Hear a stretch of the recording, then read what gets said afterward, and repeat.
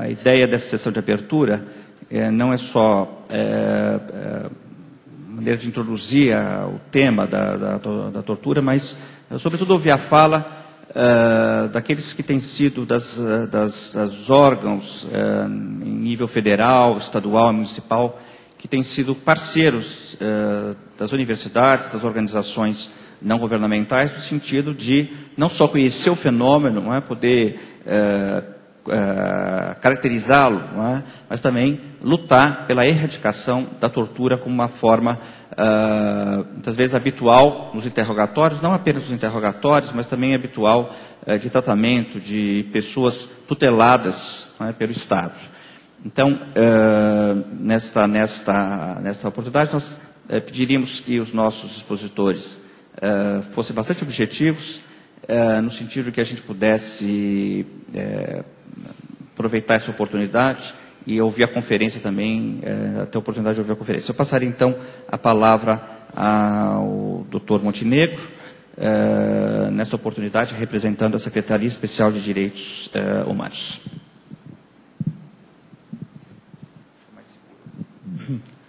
Boa noite a todos e a todos. Professor Sérgio Adorno, coordenador do Núcleo de Estudo da Violência, ministro Gregory, ministro Celso Lave, colegas secretários de Estado de São Paulo, doutor Marrei, doutor Carlos, nosso convidado internacional aqui presente. Mais do que uma saudação protocolar, um evento dessa importância tão grande, eu gostaria de fazer uma breve ainda, confirmando e retransmitindo as desculpas do nosso ministro Paulo Vanuc, que por motivo de força maior não pode estar aqui nessa abertura, mas eu queria dizer da felicidade da realização desse seminário em um momento tão importante, não só do ponto de vista do cenário internacional, mas do cenário do nosso próprio país. Esse ano completa 60 anos da Declaração Universal dos Direitos Humanos. Uma data que merece ser não só festejada, mas, sobretudo, que merece uma reflexão, uma mobilização em torno desse tema, do tema dos direitos humanos. Também é um ano que se completa 20 anos da nossa Constituição Federal, que trouxe, entre outros dispositivos de direitos e garantias fundamentais, o repúdio da tortura, a tornando o crime imprescritível e inafiançável. Mas, além disso, o objeto ou a motivação da realização do seminário já merece do pirão. Afinal de contas, ele se reveste na conjuntura internacional pela uma rediscussão, uma revisita às teorias que defendem a eficácia da tortura para reprimir determinadas práticas delituosas. Isso já seria um motivo bastante oportuno para a realização do seminário, para debater o retorno. Talvez, não, necessariamente não seja o retorno, mas, para usar uma expressão muito cara nisso, seja o eterno retorno da discussão da eficácia da tortura como instrumento para reprimir crimes. E a outra grande questão que motiva esse seminário é a sobrevivência da tortura, não só no Brasil, mas em grande parte dos países do mundo. E a pergunta que não quer calar é por que a tortura é tão difícil de combater no Brasil, por que há tão pouca investigação sobre os casos da tortura e por que não há condenação. São perguntas que merecem uma reflexão acurada, científica e à luz, inclusive, do direito internacional. O professor Luciano Maia escreveu uma tese de doutorado apresentada em 2001 na Universidade Federal de Pernambuco.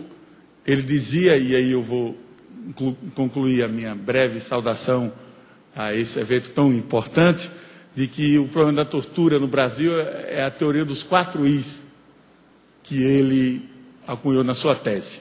Que a tortura ela é indizível, não se diz que é a tortura, não se reconhece a forma de tortura, não se fala sobre a tortura, não se comenta sobre a tortura. E ela diz também, o segundo I, que seria que ela é insindicável, não se realiza sindicâncias para se instaurar os procedimentos, se averiguar, se documentar, enfim. E também ela é invisível. Ela parece que parte da sociedade não percebe ou não quer perceber a existência desse fenômeno tão degradante. Por último, em razão desses 3 dias, ela é impunível. Então, quando há um núcleo de estudo de violência da USP, com a presença de tão importantes pesquisadores nacionais e internacionais, se debruça sobre esse tema, eu creio que a gente começa com a primeira a quebrar o círculo de ferro dessa teoria dos 4 Is. A gente começa a dizer a tortura existe, sim, ela precisa ser dita que existe, onde ela existe, porque existe, ela precisa retirar o manto da invisibilidade e precisa se trazer para o debate público para isso. E por fim, para concluir mesmo, é também um ano que o Estado brasileiro, em razão dos compromissos internacionais assumidos com a ratificação do protocolo facultativo, terá que apresentar a Organização das Nações Unidas um mecanismo preventivo ou mecanismos preventivos nacionais de enfrentamento à tortura, como órgão regular de visitas periódicas, com caráter eminentemente preventivo, que, como bem disse Nigel Rodin no seu relatório, se demonstrada a experiência internacional, que visitas regulares, constantes, por profissionais e especialistas em locais de privação de liberdade, se tem revestido um instrumento eficaz para a prevenção da tortura. Por tudo isso, por esses fatores da conjuntura nacional e internacional, eu queria, mais uma vez, louvar a iniciativa do Núcleo de Estudo da Violência e os parceiros que a eles se irmanam nesse seminário e dizer da nossa expectativa de que a academia, ao se debruçar desse tema, nos ajude ao enfrentamento desse fenômeno que nós, da União, reconhecemos como um fenômeno recorrente, persistente e que merece uma resposta irmanada, permanente e um combate de longa duração, que é a tortura no nosso país. Muito obrigado e sucesso ao evento.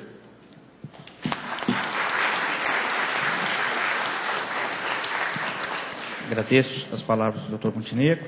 Eu quero registrar a presença de representantes de várias instituições.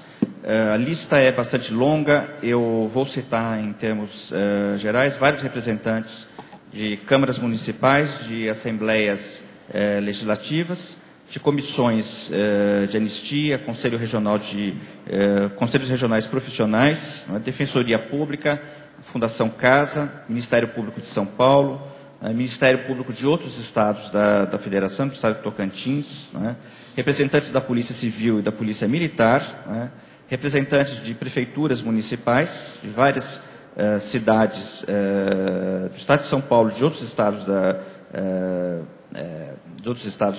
da Federação, da Procuradoria Regional de Direitos do Cidadão, das secretarias, várias secretarias de Estado, aqui também representada pelos secretários, e também representantes do Poder Judiciário, dos Tribunais de Justiça, também de outros estados da Federação, a quem eu, de antemão, agradeço. Certamente, ao longo desses 2 dias e meio de seminário, nós teremos oportunidade de um diálogo bastante frutífero, e teremos oportunidade de nomear cada um dos representantes dessas instituições. Eu passaria então a palavra ao Dr. Marrei, que é secretário da Justiça e Defesa de Cidadania do Estado de São Paulo. Bom, eu gostaria de saudar o querido professor Sérgio Adorno e, na sua pessoa, todos que organizaram este evento. Gostaria de saudar o Dr. Montenegro, que representa aqui o ilustre secretário Paulo Vanucchi, meu colega de secretaria Carlos Vogt, o ilustre professor, sempre ministro Celso Laffer, o nosso precursor de direitos humanos no Brasil, também sempre ministro José Gregori. Gostaria de saudar o senhor Henry Chu, que participa aqui dos trabalhos da mesa, e dizer que este encontro é totalmente oportuno e necessário. Passados 20 anos da Constituição, este é um momento bastante oportuno para se refletir o que aconteceu no Brasil durante esse período. E a Constituição traz proibição da tortura e a sua classificação como crime inafiançável. Quando o regime militar terminou, nós havíamos passado um período de tortura que atingira a classe média mais do que pessoas do povo, que já eram torturadas no cotidiano policial brasileiro, mas ao atingir a classe média, gerou condições de visibilidade desta prática na história do país, e a Constituição reage contra esta prática. Mas é claro que, após a Constituição, nós tivemos uma lei que criminalizou a tortura, mas a gente sabe que só diplomas legais não são suficientes para erradicar uma realidade. Creio que tortura, ela obviamente não é e nem pode ser uma política de Estado, e ela é repelida tanto a nível nacional como a nível dos estados. Não há quem se anime a defendê-la abertamente, até porque isso seria crime de apologia de crime, mas, no entanto, ela sobrevive aqui e acolá. O seu grau de punição em relação a essa prática é mínimo, poucos casos chegam à justiça, e os casos que chegam à justiça, muitos deles não recebem punição. E aqui nós temos que pensar também que tudo isso ocorre num cenário com um pano de fundo de uma população brasileira atemorizada por índices de criminalidade que são elevados, e o recurso à ilegalidade, o recurso ao não respeito às garantias fundamentais, isto é usado frequentemente como uma justificativa para a necessidade de combater a criminalidade e, portanto, se absolve, se tolera, se acha um mal necessário o uso da violência por agentes do Estado, seja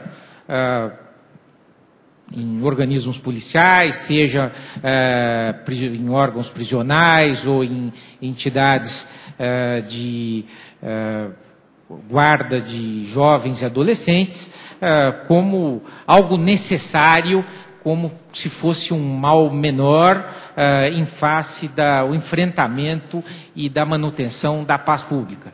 Essa é uma lógica, obviamente, que tem que ser rejeitada com todo o vigor, e existe esse problema. Se nós formos discutir este assunto com a população em geral, nós vamos encontrar um alto índice de desinformação e também um índice preocupante de disponibilidade em abrir mão das garantias fundamentais em prol daquilo que julga ser a segurança pública, esquecendo-se que o desrespeito a essas garantias pode se voltar contra si, como muitas vezes se volta.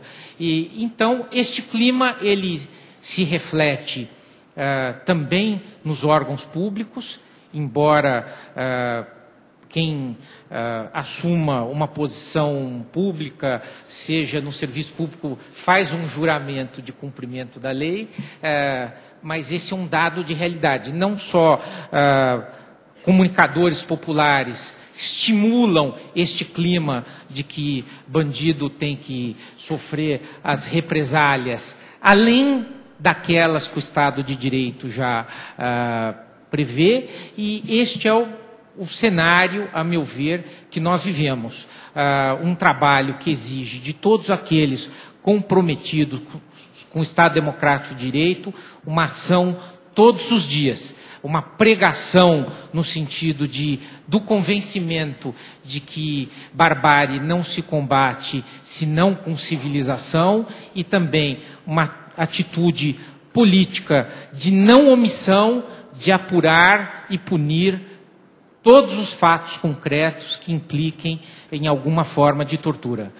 Portanto, a Universidade de São Paulo, ela presta um alto serviço à sociedade ao fazer com que este tema saia da escuridão e venha à luz à vista de todos, porque essa é a única forma de nós erradicarmos essa prática na sociedade brasileira. Espero que o evento seja muito bem sucedido e muito obrigado.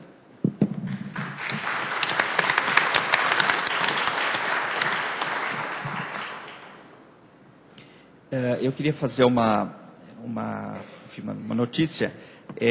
Alguém, proprietário do veículo de placa DRM 8617, estacionou o carro em frente à vaga do diretor aqui da faculdade, que parece que está querendo se retirar e não está podendo. Então, por gentileza, pedimos a gentileza de... Bom, eu passaria também ao Dr. José Gregório, que é presidente da Comissão Municipal de Direitos Humanos, para as suas saudações. Meus companheiros de mesa, minhas amigas, meus amigos, apenas para uma referência muito breve, muito singela, para me congratular com os organizadores desse encontro. O tema da tortura é um tema permanente. Infelizmente, por mais que tenhamos nos afastado das cavernas através dos direitos humanos, não fomos capazes de suprimi-lo por inteiro. E o Brasil fez alguma coisa de concreto contra a tortura e me coube um papel muito modesto, mas em todo caso, de companheiro daqueles que lutaram para que no regime militar pelo qual o Brasil passou durante 20 anos, nós conseguimos, com o esforço da sociedade civil, através de comissões de direitos humanos, nós conseguimos acabar no Brasil com a tortura política. Depois, na democratização, também me coube um papel modesto, mas em todo caso de colaborador dos que lutaram por isso, de estabelecer uma lei punindo a tortura. Até a década de 90, no Brasil, não havia na nossa legislação penal uma figura autônoma prescrevendo penas para quem praticasse tortura. Veio a lei, não poderia deixar de ter vindo depois da Constituição democrática que fizemos com o fim do regime militar, de maneira que o Brasil está equipado hoje do ponto de vista legal.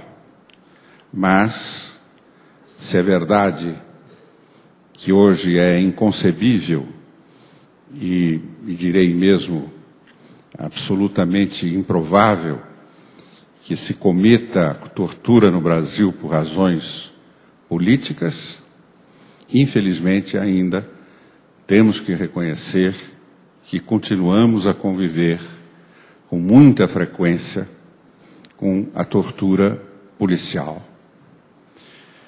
Por isso é que encontros como esse, trazendo inclusive o testemunho, a experiência e o conhecimento de parceiros de outros países, é muito importante que se discuta esse problema, porque, na realidade, ele, às vezes, precisa mais do que a lei.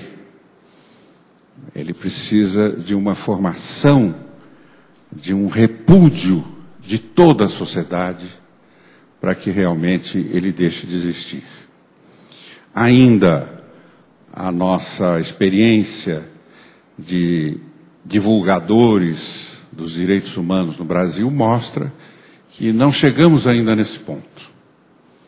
Ainda a semana passada fizemos um grande trabalho de divulgação em classes mais simples, em regiões mais populares, da Declaração Universal dos Direitos Humanos, que, como é sabido, esse ano completa 60 anos, e depois, pedindo a opinião dessas pessoas que se reuniam por estímulo nosso a respeito da Declaração Universal dos Direitos Humanos, nesses bairros populares, a única objeção surgida recorrentemente, infelizmente era sempre a mesma, é dizer, olha, agora eu concordo com tudo,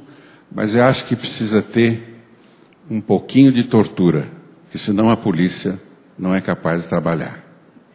Quer dizer, isso está arraigado ainda no sentimento popular de uma cidade grande como São Paulo. De maneira que ainda temos um caminho longo para percorrer, apesar dos avanços e dos marcos que foram conseguidos com muita luta, com muita dificuldade, mas em todo caso já são conquistas, a meu ver, consolidadas, portanto definitivas.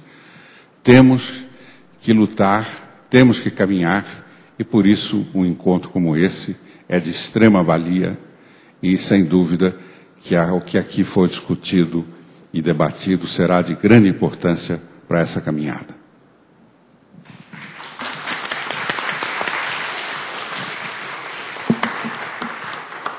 Eu passaria a palavra também agora ao professor Celso Laffer para suas considerações. Senhor presidente da mesa, professor Sérgio Adorno, a quem cumprimento pela iniciativa da realização deste evento e pelo notável trabalho que o Núcleo de Estudos da Violência tem feito em toda a área dos direitos humanos e especificamente sobre o tema que hoje vai ser discutido. Queria cumprimentar o Dr. Montenegro, que aqui representa o secretário Paulo Vanucchi, dando também uma demonstração adicional da preocupação que tem o governo federal com este grande tema que hoje nos reúne. Queria cumprimentar o secretário Marrei, o secretário Vogt, o ministro Zé Gregori, e dizer algumas coisas que antecipam aquilo que eu diria se pudesse participar da sessão que logo a seguir teremos. Eu acho que, por que do tema da tortura no âmbito dos direitos humanos? Porque os direitos humanos representam, na clássica formulação do Bobbio, a passagem do dever dos súditos para o direito dos cidadãos, que é uma mudança fundamental e que significa a contenção da razão de Estado em todos os seus múltiplos planos. O desdobramento desta reflexão é a velha, mas sempre atual, afirmação de Kant de que o ser humano é um fim e não é um meio e, portanto, não pode ser instrumentalizado.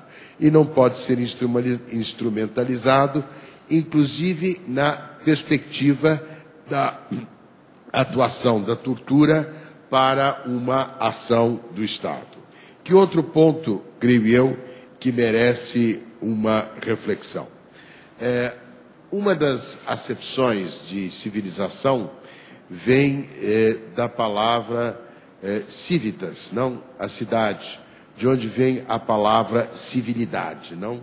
E a civilidade no trato é um componente daquilo que é a postura diante dos direitos humanos e diante da negação e da crítica da tortura.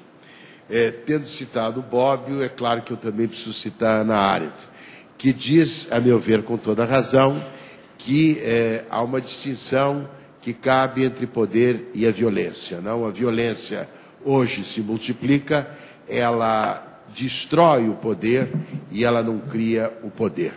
Portanto, para lidar com os problemas da nossa sociedade e os seus desafios, é preciso o agir conjunto e não a violência. Dizia Guicciardini, que foi um contemporâneo mais bem-sucedido politicamente do que Maquiavel, que entre os homens mais pode, em condições normais, a esperança do que o medo. Não? Então, a esperança de um mundo baseado na civilidade, em que os seres humanos sejam tratados não como instrumentos, mas como fins, é o que nos reúne nesta sessão de hoje. Queria lembrar, como lembrou o ministro Gregori, que além da celebração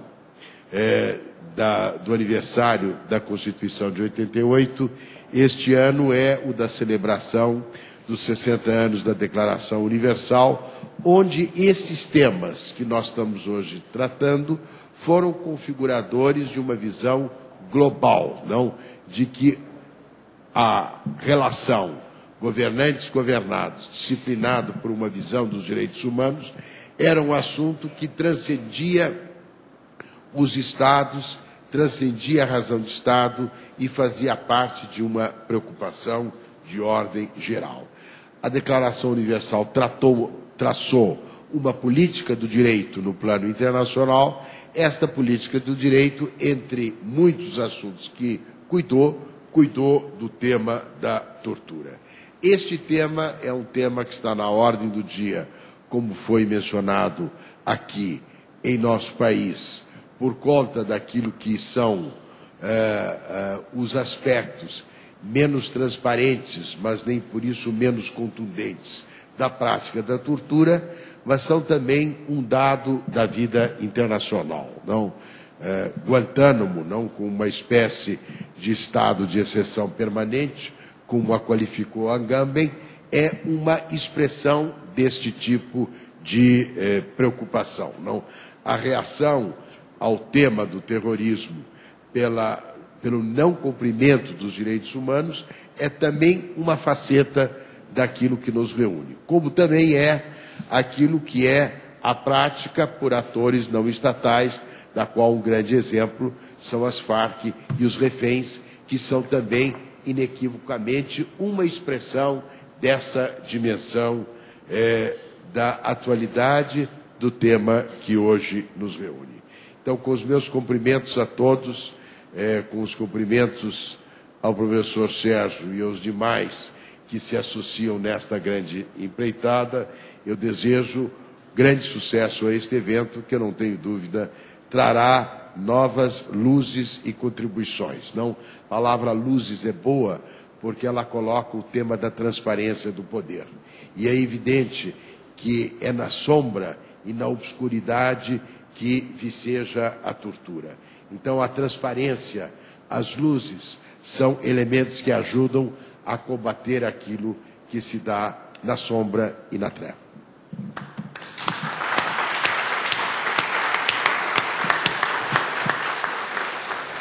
Muito obrigado, professor ministro Celso Laffer. Eu passaria, então, a palavra ao professor Carlos Vogt, secretário de Ensino Superior do Estado de São Paulo, para ler um poema de sua autoria. Bem, queria, antes de mais nada, cumprimentar o Sérgio, a Nancy, todos os organizadores deste importante seminário e agradecer pelo convite, cumprimentar o Dr. Marrei, o professor Celso Laffer, o Dr. Zé Gregori, o Dr. Montenegro, o professor Henri Chu, e agradecer a oportunidade que o Serginho e a Nancy me deram quando me convidaram. Eu respondi, eu vou, se puder, ler um poema que escrevi em 1981, que foi publicado no livro que traz o mesmo nome, que é Geração, e que dramatiza um pouco, do ponto de vista poético, a relação entre o torturado e a situação de tortura e os torturadores. Como esse poema foi escrito em 1981 e depois publicado em 1982, portanto, no resquício da ditadura, é um tema politicamente muito presente e do ponto de vista dos direitos humanos também, e dado que o tema é um tema, como já foi dito, candente, importante Então, pensei que a leitura do poema pudesse ter e trazer uma contribuição poética também para a situação essa que é tema desse seminário. O poema chama-se, então, Geração, e o eu poético que fala é do torturado, por isso, digamos, essa situação dramática, como disse.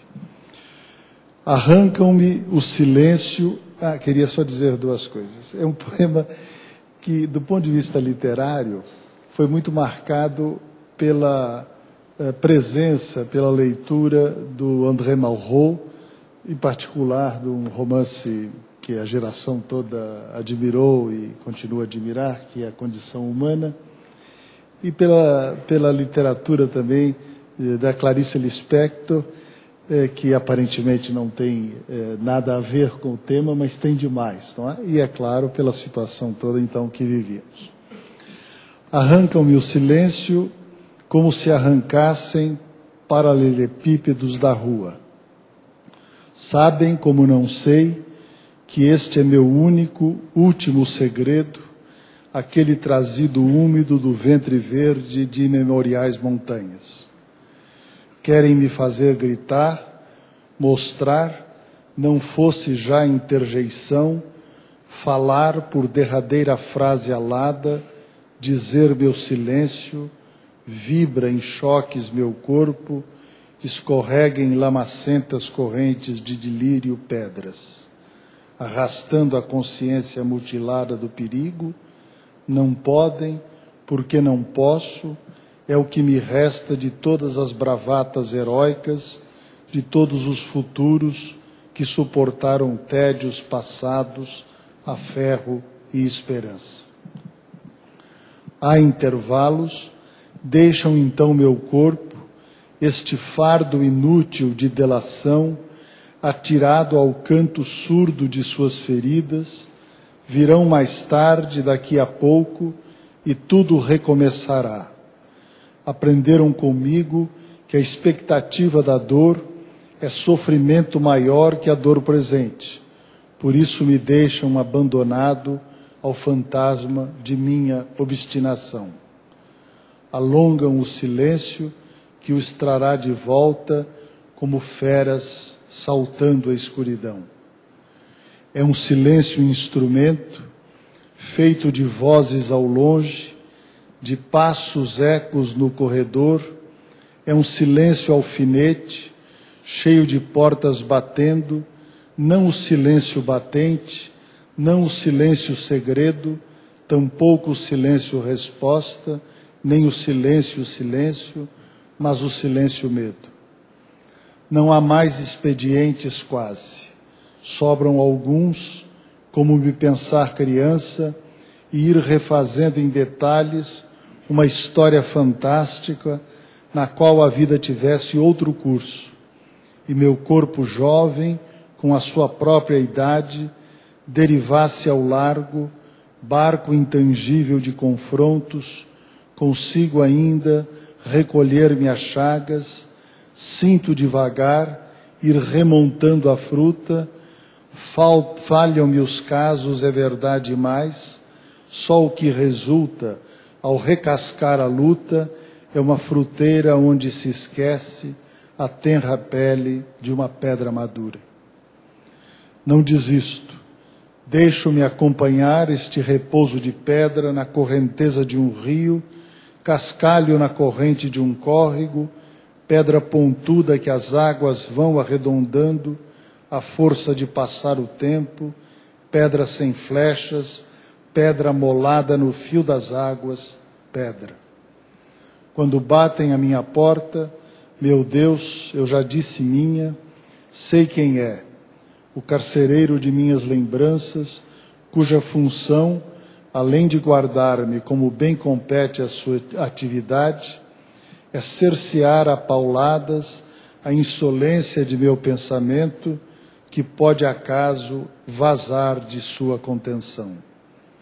As paredes nos garantem um do outro, é pouco, tanto quanto me obstino a ficar mudo, menos muda sua obsessão. O ritmo das pancadas, as mãos, os pés, alternam-se com frequência, a interposta porta vive de nuances. Não fecha mais do que ameaça, abre-se entanto para se lembrar fechada. É minha porta porque dela fui despossuído, faltam-me chave, fechadura, trinco, tranco-me a ela como a um sortilégio. Tenho um instante, uma ilusão de frestas, ao invés de preso, vejo-me defendido. Alguma vez resiste em mim o que me levou ao ponto. Procuro aí socializar o fato, dificilmente evito nessas ocasiões o ver-me herói desta experiência, contada em goles em qualquer bar da moda, sofro recuos, um passo em falso será o abismo, vertigem da palavra e tudo estará perdido. Agarro-me, pronto a precipitar o discurso, a curvatura de meu corpo encolhido. A força que me desdobra no tempo é menor que a dor que reflui em silêncio. Nunca sei ao certo quando voltarão, mas voltam sempre quando estou dormindo, talvez para me surpreender no inconsciente a história que lhes recuso. Acordo com a presença pesada de pés ao lado de minha cabeça, imóveis à espera de minha rendição, subo penosamente os olhos pelas suas pernas, ventre, peito, no topo de meu esforço, sacos negros escondem suas caras. Quantos são? Muitos, se descarnados no entusiasmo da tortura. Poucos, quando adoçados de investidas retóricas complacentes. Ou serei eu o encapuzado? Se não, de onde virá esta dificuldade em respirar, esta noite imperiosa e quente, que me abrasa no silêncio frio do cimento, como uma auréola azeda, como uma coroa de vômitos, um ruído seco de mastigação apodrecendo os dentes. O que virá em seguida é uma cena cuja marcação, falas e deixas conheço de cor.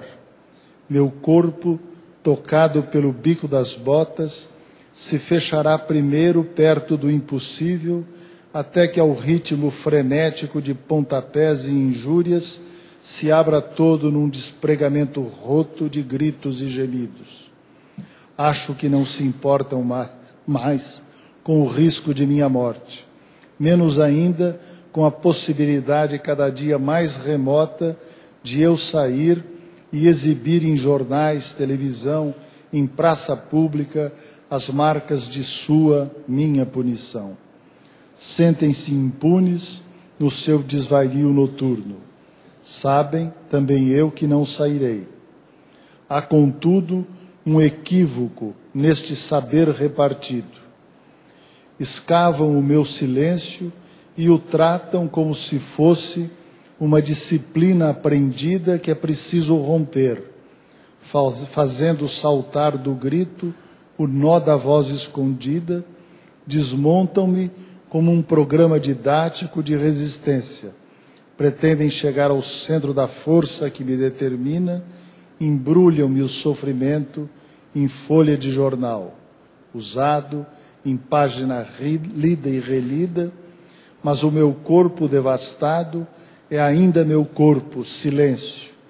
Nele tudo o que existe é a solitária vitória de que serei exilado, na morte que o cristaliza, um tiro sem bala abafado, uma justificativa de vida. Obrigado.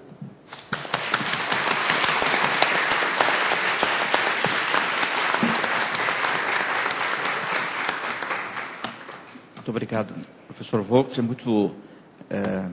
Confesso que é muito difícil dizer algo depois deste poema tão contundente e que repõe na memória os acontecimentos trágicos que vivemos não só no Brasil, nas sociedades latino-americanas, e que, de alguma maneira, rememorar, por mais doloroso que seja uma maneira também de evitar que esses fenômenos se repitam, né? Eu quero, então, antes de praticamente encerrar, agradecer a presença do Dr. Montenegro, Dr. Marrei, ministro José Gregori, do professor e ministro também Celso Laffer, professor Carlos Volks, dizer que eu me sinto muito honrado de estar presidindo essa sessão, pelo respeito que eu tenho pelo papel que, enquanto intelectuais, enquanto políticos, né, têm sido personagens que têm lutado pelo avanço dos direitos humanos e pela consolidação da democracia nas nossas sociedades. Eu quero agradecer, declarar encerrada essa sessão de abertura e nós vamos, então, desfazer esta mesa que pedi ao professor Chu que permaneça para a gente, logo em seguida, já começarmos a conferência de abertura. Muito obrigado, então.